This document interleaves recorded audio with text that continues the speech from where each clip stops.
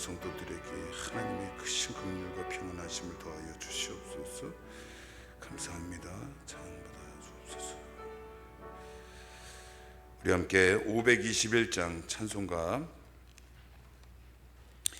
521장 찬양하신 후에 우리를 대표해서 예배를 위해 문성희 집사님 기도해 주시겠습니다.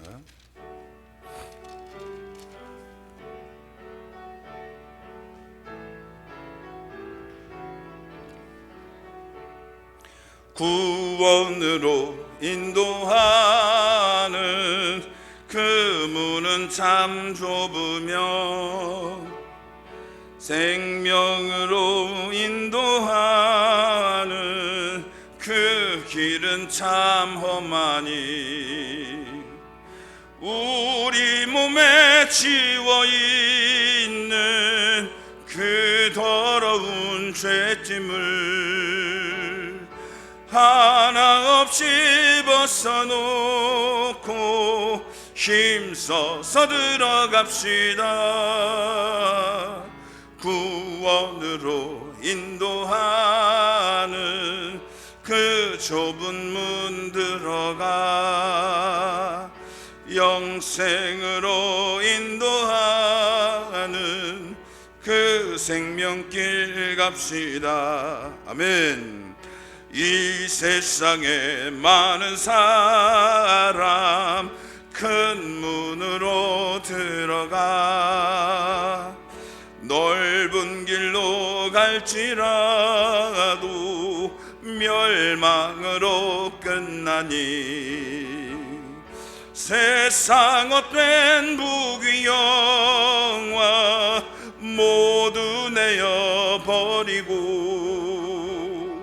주의 말씀 순종하여 그 생명길로 갑시다. 구원으로 인도하는 그 좁은 문 들어가 영생으로 인도하는 그 생명길 갑시다. 구원의 문 열렸으니 주의 공로 힘입어 주저 말고 들어가서 생명길로 갑시다. 아멘. 구원의 문 닫힌 후엔 들어가고 싶은 한 번 닫힌 구원의 문 또 열려지지 않으리. 구원으로 인도하는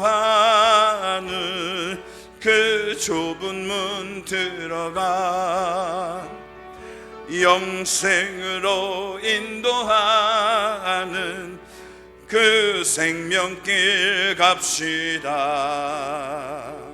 아멘.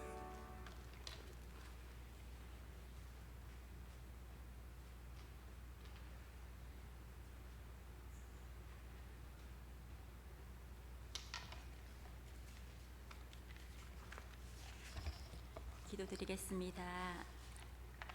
할렐루야. 여호와께 감사하라. 그는 선하시며 그 인자하심이 영원하리로다. 살아계신 아버지 하나님, 저희들과 함께 하시는 하나님의 은혜를 감사드립니다. 오늘도 하루를 하나님의 은혜 가운데 잘 마치고 이 시간 우리 모두가 한 마음으로 주님의 보좌 앞으로 나아갑니다. 우리의 죄를 용서하여 주시옵고 예배를 기쁘게 받아 주시옵소서. 주여, 6.25 전쟁 이후에 가난과 질병과 눈물이 가득했던 어려움 속에서도 경제 강국으로 성장한 것은 주님의 은혜라고 주일 설교를 통해 말씀하셨습니다. 힘든 현실 앞에서도 믿고 순종하기만 하면 주님께서 큰 산을 평지로 만들어 주시는 믿음을 갖고 깨어있는 저희들이 되기를 소망합니다. 사랑의 하나님, 저희 동성교회를 축복하여 주시옵소서. 교회 부지를 두고 기도 중에 있습니다. 성령님께서 각 사람의 마음을 감동시켜 주시어서 말씀 가운데 지혜와 깨달음을 주시고 기도하게 하여 주시어서 순종의 열매를 맺게 하여 주시옵소서. 나가사키로 선교 떠나는 청년들의 마음과 영혼이 온전히 주님 안에서 잘 준비되게 하여 주시옵소서. 교회학교 여름 수련회와 중고등 청년 보호 여름 수련회를 위한 모든 준비 과정 속에 성령님의 인도하심 아래 세워지게 하여 주시옵소서.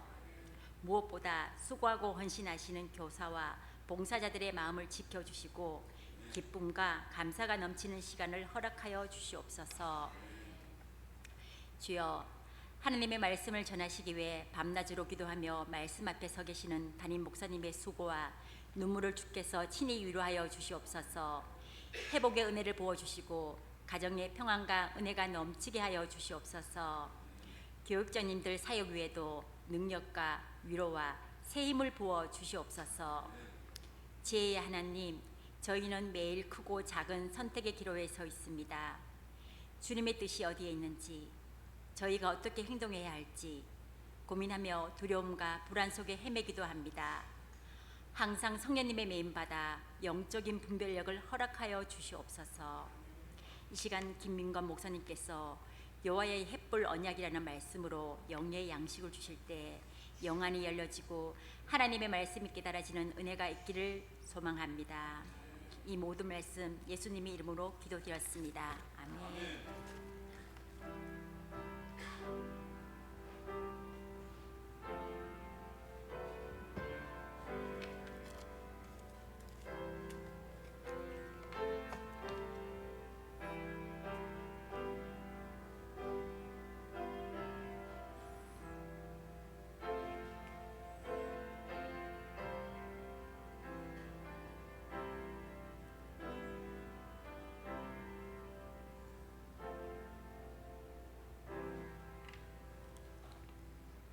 네, 성경 말씀은 창세기 15장 8절에서 21절까지, 오늘은 8절에서 17절까지만 봉독하겠습니다. 원래는 1절부터 다 읽어야 하는데 8절에서 17절까지만 봉독하겠습니다.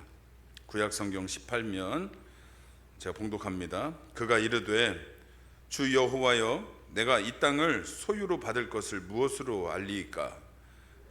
께서 그에게 이르시되 나를 위하여 3년 된 암소와 3년 된 암염소와 3년 된 순양과 산비둘기와 집비둘기 새끼를 가져올지니라. 아브라함이 그 모든 것을 가져다가 그 중간을 쪼개고 그 쪼갠 것을 마주 대하여 놓고 그 새는 쪼개지 아니하였으며 솔개가 그 사체 위에 내릴 때에는 아브라함이 쫓았더라. 해질 때에 아브라함에게 깊은 잠이 임하고 큰 흑암과 두려움이 그에게 임하였더니 여호와께서 아브라함에게 이르시되 너는 반드시 알라. 네 자손이 이방에서 객이 되어 그들을 섬기겠고 그들은 400년 동안 네 자손을 괴롭히리니 그들이 섬기는 나라를 내가 징벌할지며 그 후에 네 자손이 큰 재물을 이끌고 나오리라. 너는 장수하다가 평안히 조상에게로 돌아가 장사될 것이요 내 자손은 4대 만에 이 땅으로 돌아오리니 이는 아모리 족속의 죄악이 아직 가득 차지 아니함이니라 하시더니 해가 져서 어두울 때에 연기 나는 화로가 보이며 타는 횃불이 쪼갠 고기 사이로 지나더라. 아멘.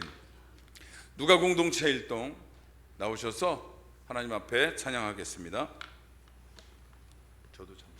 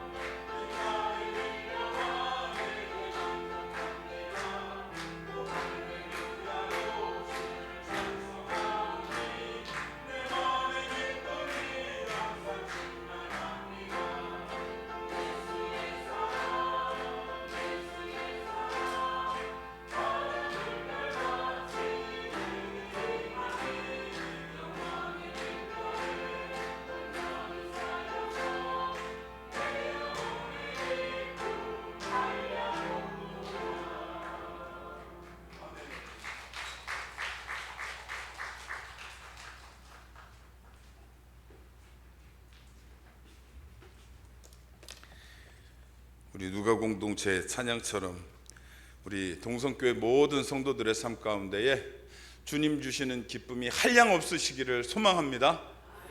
아멘. 네, 제가 빼먹은 순서 없죠? 자, 이제 말씀을 함께 나누겠습니다. 창세기 15장. 원래는 1절부터 쭉 살펴봐야 되는데 우리 말씀 중간중간에 함께 읽어보면서 하나님의 은혜를 나누겠습니다. 여호와의 횃불 언약이라는 제목으로 이렇게 은혜를 나눕니다. 제가 알고 있는 인맥 중에 저를 포함해서 제가 아는 사람들 중에서 또 저를 포함해서 걱정이 없는 사람을 본 적이 없어요. 이래도 걱정이고 저래도 걱정이고, 아이 때는 노는 게 걱정이고, 또 청년 때는 취업이나 미래가 걱정이고, 부모가 되면 좀 나아질까 했더니 이거는 또 가정 걱정에, 자식 걱정에, 내 한 몸 건사하던 시기와 또 다른 걱정들이 더해집니다. 그런데 가만히 생각해 보면 참 신기한 것이 꼭 한두 가지의 이 걱정들이 우리의 온 종일을 무겁게 만듭니다. 한두 가지의 걱정들 때문에 우울하게 만들고 낙심하게 만들어요. 그래서 이 겨우 몇 가지의 걱정거리가 가지고 있는 힘이 참 대단한 것 같습니다. 제가 신학교에 입학할 때 정말 걱정이었어요. 왜냐하면 35이라는 늦은 나이에 신학을 시작했기 때문입니다. 제가 그때 신학교에 가면서 아니, 내가 이 나이에 신학을 시작해서 뭘 할까? 언제 교회를 세우고, 언제 목회를 하고, 언제 부흥을 시킬까? 걱정이 태산이었어요. 그리고 하나님을 원망하기도 했어요. 왜 이제서야 부르십니까? 실제로는 벌써 부르셨는데 인제 순종해 놓고, 그래서 신학교에 갔죠. 걱정을 안고 그랬는데 우리 반에서 제가 막내더라고요. 60이 넘으신 이 형님 누님들이 아이고 저한테 이러는 거예요. 김 전도사님, 이렇게 젊을 때 와서 얼마나 축복이야. 부럽다는 거예요. 저는 그 나이 때문에 큰 걱정이었는데 그분들한테는 그것이 부러움의 대상이었어요. 그 이야기를 듣고, 뭐 비교하면 안 되지만 그 이야기를 듣고 사실 조금 위로가 됐어요. 그리고 결국 여기까지 와 있습니다. 아브라함에게는 남들이 부러워할 만한 큰 조건들이 굉장히 많아요. 지금 그가 애굽에서부터 가지고 받아온 재물이 불려져서 현재 그의 재정 상태는 최소 318명의 종을 부릴 만한 재정 상태가 되었어요. 그렇죠? 우리나라 그 대기업을 분류한 중소기업, 대기업으로 분류하는 기준이 종사자 300명 이상이에요. 300명 이상이면 대기업으로 분류됩니다. 지금 아브라함은 대기업의 총수가 된 거예요. 그가 갈대아 우르에서 우상을 깎아 팔고 있었다면 감히 생각할 수 없는 수준이 된 거예요. 부러우시죠? 아주 청렴하신. 게다가 또 있어요. 그의 아내는 매우 순종적이고 또 절세 미인입니다. 한 나라의 왕이 아내로 삼고 싶어 할 만큼, 큰 선물을 주고 데려오고 싶을 만큼 매우 미인인 아내를 두고 있어요. 부러우시죠? 이 남자분들은 이 대답을 잘 하셔야 됩니다. 저는 안 부럽습니다. 게다가 이 본문 바로 전에는 수천 명의 연합군과 싸워서 승리했어요. 롯을 구출해 왔을 뿐만 아니라 많은 전리품을 가지고 와서 이것을 소돔의 것을 그대로 돌려주면서 또 멜기세덱에게는 하나님께 멜기세덱을 통해서 11조를 드리는 멋진 일을 해냈죠. 남자로서, 가장으로서, 또 하나님을 믿는 성도로서 아주 드물게, 아브라함이 보여준 모습 속에서 드물게 면이 세워지는 일을 해낸 거예요. 참 부러워요. 그리고 결정적으로, 더 많은 것들이 있겠지만 결정적으로 부러운 것이 하나 있습니다. 아브라함 뒤에 하나님이 계시다는 점입니다. 오늘 본문을 따르자면, 오늘 이 15장을 따르자면, 우리 함께 읽어보겠습니다. 15장 1절입니다. 15장 1절 함께 읽겠습니다. 이후에 여호와의 말씀이 환상 중에 아브라함에게 임하여 이르시되, 아브라함아 두려워하지 말라. 나는 네 방패요 너의 지극히 큰 상급이니라. 하나님께서 방패가 되어주시고 하나님이 지극히 큰 상급이 되어주시기 때문에 우린 이 점을 제일 부러워해야 합니다. 도대체 하나님은 얼마나 큰 상급이시길래 이 크신 하나님께서 뭐라고 표현하세요? 지극히 큰 상급이라고 말씀하십니다. 크신 하나님이 지극히 큰 상급이다라고 표현할 정도면 도대체 얼마나 큰 상급이라는 거예요. 여러분들이 드시는 밥 공기가 충분하죠? 충분하죠? 저에게는 충분치 않습니다. 그냥 물컵 같아요. 이만큼은 돼야 크다라고 표현할 수 있는 거죠.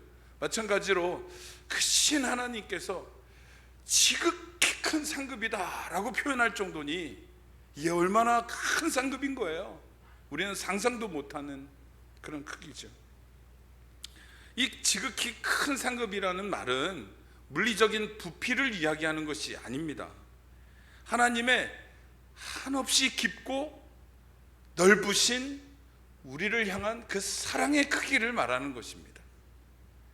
그 크신 사랑의 하나님께서 아브라함의 편에 서 주시니 하나님이 다른 어떤 것을 가지고 오지 않으셔도 하나님 그분 자체로 우리에게는 이미 큰 상급인 거예요.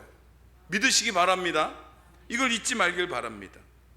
그래서 그러한 이유로 아브라함은 지금 불신자들에게도 그리고 성도들에게도 부러움을 사기에 아주 충분한 그런 조건에 있는 거예요. 그런데 정작 아브라함 본인은 겨우 몇 가지 걱정 때문에 두려움에 빠져 있는 것을 볼 수 있습니다. 그 몇 가지의 걱정은 아직 자식이 없다라는 걱정이고, 아직 자기 명의로 된 정착할 만한 땅이 없다라는 것입니다. 이 사람이 남이 볼 때는 부러움 투성이인 사람이었지만 정작 자신을 바라볼 때는 결핍되어 있는 이 몇 가지 때문에 감사가 잊혀져 있는 상태입니다. 이 걱정과 두려움에 사로잡혀 있는 아브라함에게 오늘 하나님이 찾아오셨어요. 찾아오시면서 처음 아브라함을 불렀을 때 벌써 10여 년이 지난 거예요. 그때의 약속을 다시 한번 꺼내시면서 이번에는 아브라함이 좀 신뢰할 수 있는, 믿음 없는 아브라함도 확신을 가질 수 있는 그런 당신의 언약이 분명하고 확실하게 이루어질 것이라는 증거를 보여주시는 사건이 오늘 소개되죠. 15장 1절 제일 서두에는 이후에 라는 단어로 시작합니다. 무엇의 이후냐면 연합군과의 싸움에서 이기고 롯을 되찾아온 그 이후에를 말하죠. 그러니까 아브라함이 이 318명의 종으로 몇천 또는 몇만, 우리는 정확히 알 수 없지만 이 대규모의 적군과 싸워서 이길 수 있었던 비밀이 오늘 밝혀지는 거예요.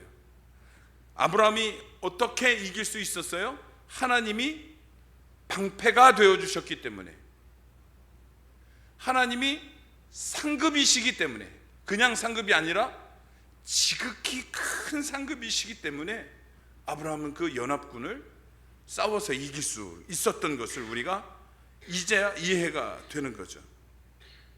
만약에 하나님이 그 싸움에서 방패가 되어주지 않으셨다면, 큰 상급으로 역사하지 않으셨다면 아브라함은 무사히 돌아올 수 있었을까요? 목숨은 겨우겨우 건졌다 할지라도 전투의 승패의 결과가 어땠을까요? 불을 보듯 뻔하죠. 그런 큰 은혜를 누린 아브라함인데 그런 것들이 지금 감사로 느껴지지 않는 상태예요. 기껏 구해왔더니 이 롯은 어디로 가버렸어요? 다시 소돔으로 가버렸어요. 기껏 목숨 걸고 구해놨더니 좀 정신 차리고 삼촌 밑에서 삼촌을 좀 이제 위로하면서 좀 있으면 얼마나 좋아요. 기껏 구해놨더니 다시 자기 식솔들을 데리고 소돔으로 훌쩍 떠나버립니다. 그 큰 싸움을 이기고 나서 하나님이 방패셨다라는 것이 깨달아지고 나서, 아, 내가 이대로 죽으면 나의 뒤를 이을 이 많은 재산을 또 굴릴, 운영해갈 내 후손이 없다는 것이 얼마나 지금 또 답답하겠어요. 그래서 지금 찾아온 하나님께 아브라함이 이렇게 대답합니다. 2절인데요 우리 함께 읽어볼까요? 아브라함이 이르되, 시작. 아브라함이 이르되, 주 여호와여, 무엇을 내게 주시려 하나이까? 나는 자식이 없사오니 나의 상속자는 이 다메섹 사람 엘리에셀이니이다. 불평을 하는 거예요. 큰 방패이고, 너의 방패이고 큰, 지극히 큰 상급이다 라고 하시며 위로하러 오신 하나님께 이 아브라함의 반응이 썩 우리 기대에 미치지 못합니다. 아, 하나님 도대체 무엇을 주시려고요? 제가 필요한 건 자식입니다. 후손입니다. 10여 년 전에 저에게 약속하셨죠? 후손을 주시겠다고. 그런데 아직 후손은 보지 못했고 겨우겨우 후손으로 삼을 만한 롯도 소돔으로 떠나버렸습니다. 그가 포로로 끌려갔을 때 목숨을 걸고 건져왔는데 또다시 그는 나를 떠났습니다. 반항하는 거예요. 불평하는 거예요. 또 이렇게 얘기하죠. 다메섹 사람 엘리에셀, 내 종에게 나는 후손으로 삼겠습니다. 후사로 삼겠습니다. 하나님. 반항하고 불평하는 아브라함입니다. 그리고 또 정말로 그렇게 한번 생각을 해본 거예요. 정 없으니까 기다리고 기다려도 후손이 없으니까 이렇게 해야 되겠구나, 저렇게 해야 되겠구나, 인간의 생각으로 머리를 굴리는 겁니다. 근데 창세기 이 아브라함이 등장하는 장부터 지금까지 보면 아브라함의 머리로 궁리해서 방법을 내놨던 것들의 결과가 어땠나요, 여러분들? 매우 좋지 않았죠. 매우 좋지 않았습니다. 매우 좋지 않은 결과에서 늘 하나님이 건져주셨던 것을 우리는 기억합니다. 이것을 보며 하나님께서는 분명히 얘기하십니다. 아니야, 네 후손은 엘리에셀이 아니야. 내 계획은 아직 변함이 없어.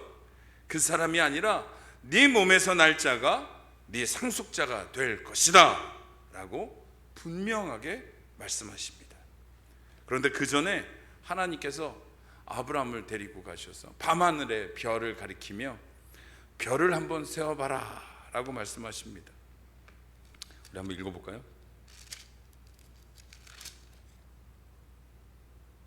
5절입니다 5절을 한번 읽어봅시다.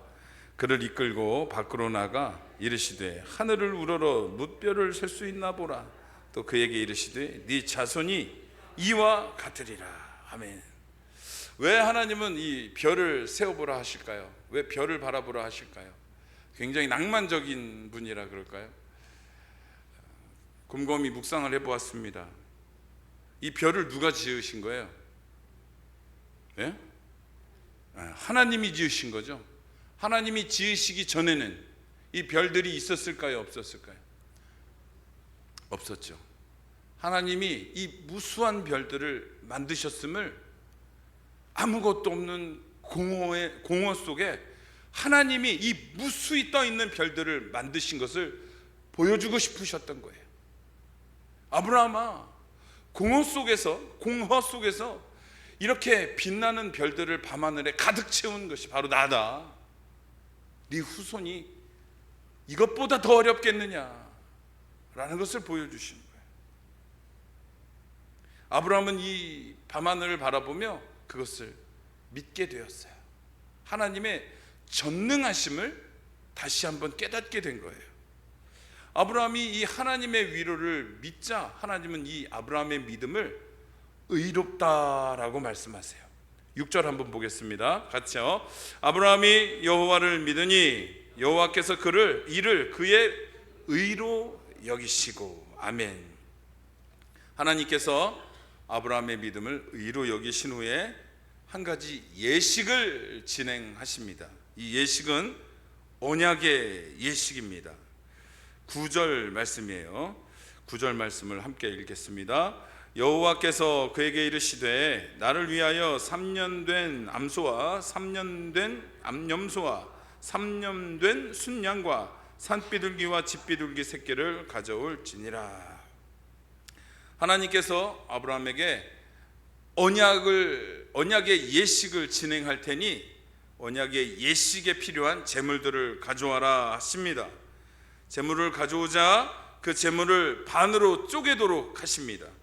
그리고 그 쪼갠 제물들을 길 양쪽으로 나누어 늘어놓게 하십니다. 이 맹세의 방식은 옛날 아브라함 당시에 각 부족의 왕들이 서로 간에 맺는 생명을 건 그런 약속의 예식이에요. 서로 간에 어떤 동맹이나 어떤 전쟁통에 도와주겠다라는 그런 맹약들 있잖아요. 아주 중대한 약속들. 이런 약속을 할 때 이런 동물의 시체를 반으로 갈라서 서로 간에 같이 그 사이를 지나가는 거예요. 무엇을 의미하는 거예요? 내가 만약 약속을 어기게 되면 이 갈라진 이 제물들처럼 죽어도 좋다. 그러니까 즉 내가 목숨 걸고 약속한다라는 의미를 담은 그런 언약. 이 당시 왕들은 이 예식을 저주 언약이라고 불렀다고 합니다. 이 약속의 예식을 진행하는 거예요. 서로 간에 맺는 언약이라는 것을 우리가 잘 알아야 돼요. 서로 간에. 그런데 오늘 이 하나님이 아브라함과 맺으시는 이 언약의 예식을 가만히 보면 분명히 서로 간에 맺는 예식인데 이상한 점이 발견됩니다. 17절 함께 읽어보겠습니다. 해가 져서 어두울 때에 연기 나는 화로가 보이며 타는 횃불이 쪼갠 고기 사이로 지나더라. 그리고 18절이요. 그날에 여호와께서 아브라함과 더불어 언약을 세워 이르시되 내가 이 땅을 애굽 강에서부터 그 큰 강 유브라데까지 내 자손에게. 아멘. 하나님의 횃불은 재물 사이를 지나갔습니다. 이 약속을 목숨 걸고 지키겠다라고 표현하신 거예요. 그런데 서로 간의 약속임에도 불구하고 아브라함은 그 사이를 지나가지 않았습니다. 하나님의 횃불만 지나가고 아브라함은 아직 지나가지 않았어요. 그런데 하나님께서 이렇게 말씀하세요. 언약이 세워졌다. 언약이 맺어졌다라고 말씀하세요. 분명히 아브라함의 차례가 남았는데도 불구하고 아브라함이 아직 지나가지 않았는데 하나님은 선언하시는 거예요. 언약이 세워졌어. 언약이 선포되어졌어. 아마 하나님은 아브라함의 차례를 생략하시려는 것 같습니다. 아니, 정확히는 아브라함이 여기를 지나가지 않기를 원하시는 거예요. 왜냐하면 아브라함과 우리는 하나님과의 약속을 지켜낼 힘이 없다는 걸 하나님은 잘 아시기 때문입니다. 이 언약은 상호 간의 맹세가 아니었던 거예요. 하나님께는 하나님께서 아브라함과 우리 인생들에게 일방적으로 은혜를 주시는 하나님의 다짐이었던 거예요. 하나님이 우리를 얼마나 사랑하시는지를 표현하시는, 확인시켜 주시는 것이었던 거예요. 그래서 이 횃불 언약은 하나님의 일방적인, 전적인 우리를 향하신 사랑의 맹세다 라고 우리가 받으면 되겠습니다. 하나님은 우리까지 거기를 지나가라고 하지 않으시는 분이세요. 우리까지 그곳을 지나가도록 놔두지 않으시는 분이세요. 우리에게, 하나님이 또 아브라함에게 억지로 강요해서 억지로 대답을 받아내시는 분이 아니라는 거예요. 자녀들에게 가끔 여러분들 그런 경우가 있는지 모르겠지만 저는 그랬던 것 같아요. 너 이거 또 할 거야, 안 할 거야? 아이는 자신이 없어서 대답을 못해요. 그럼 부모는 어떻게 해요? 빨리 대답 안 해? 할 거야, 안 할 거야? 아이는 자신이 없어서 아직도 대답을 못해요. 대답 안 해? 안 할게요. 마지못해서 안 할게요 합니다. 그리고 나서 이 아이가 이걸 지켜요, 못 지켜요? 지킬 수도 있죠. 근데 대부분 못 지킬 때가 있어요. 그럼 부모가 뭐라고 합니까? 너 저번에 분명히 나한테 약속했잖아, 안 하겠다고. 도대체 왜 거짓말을 하는 거야? 이런 일들이 반복돼요. 그러면 나중에 너 대답 안 해? 하면 이제 아이가 조금 크면 어떻게 할까요? 죽어도 대답 안 합니다. 죽어도 대답 안 해요. 억지로 강요받은 대답을, 이걸 대답이라고 할 수 있습니까? 하나님은 우리에게 그런 억지 대답을 원하시는 분이 아니세요. 조금 모자라도, 조금 부족해도 우리의 중심을 기뻐하시는 분이 하나님이십니다. 그 하나님이 일방적으로 우리에게 당신의 사랑을 보여주시는 거예요.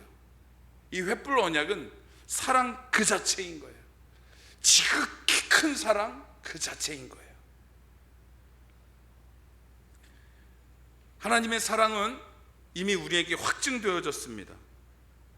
하나님이신 예수님께서 자기 몸을 대속물로 내어주시면서 하나님의 그 언약들이 사실임을, 진실임을 몸소 확증해 주셨죠.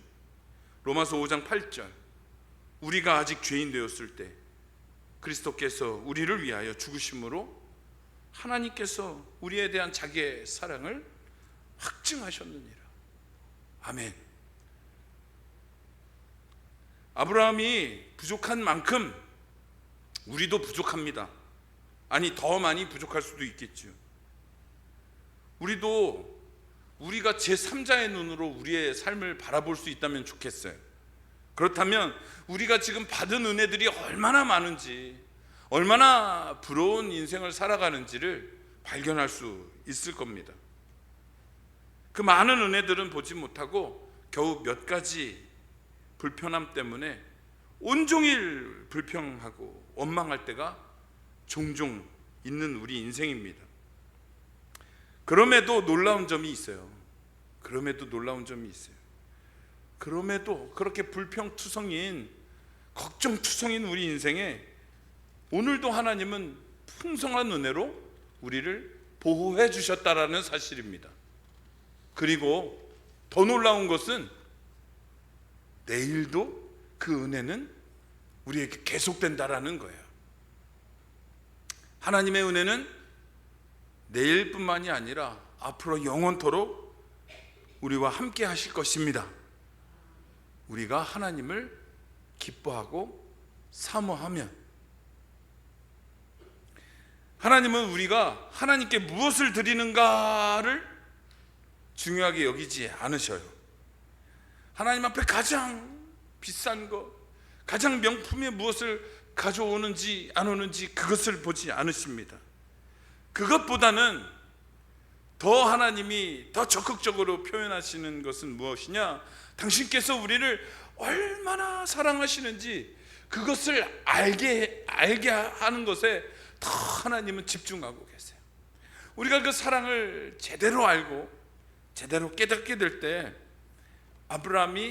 아브라함 되는 것처럼 우리도 변화되어져 가겠죠.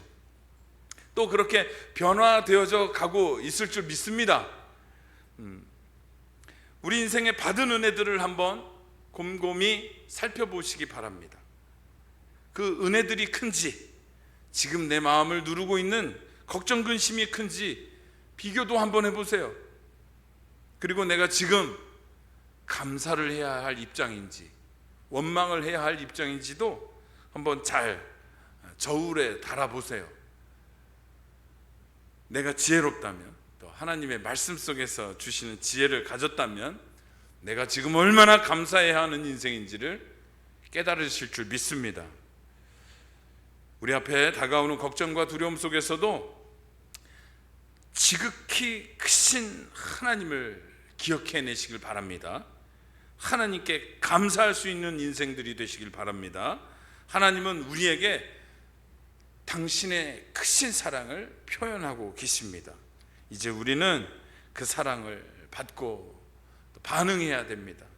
하나님께 쓰임받는 삶이 되기 위해서 오늘도 걱정, 근심, 무거운 짐들 주님 앞에 다 내어 맡기고 하나님이 주시는 평강과 은혜로 충만하여 오늘도 내일도 앞으로도 하나님 나라 가는 그날까지 하나님의 기쁨이 되어 맡겨주신 소명들을 힘있게 감당하는 동성교회 모두가 되시기를 간절히 소망합니다.